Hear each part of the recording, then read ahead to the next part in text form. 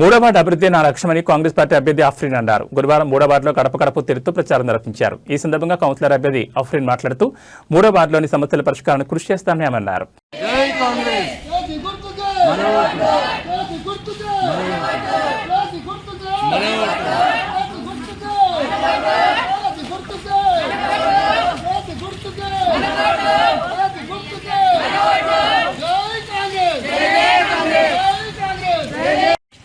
మూడో వార్డు అభ్యర్థి మా వదిన ఆఫ్రీన్ గారు ఫస్ట్ నెంబర్కి చేయి గుర్తు కోటేసి మమ్మల్ని అందరు కలిసి కొంచెం సహకరించి డెవలప్మెంట్ కోసం చేయి గుర్తు కోటేసి డెవలప్మెంట్ మేము ఆల్రెడీ గతంలో కూడా మా అమ్మగారు కౌన్సిలర్ ఉన్నారు. ఇక్కడ అన్ని పనులు చేసినాము.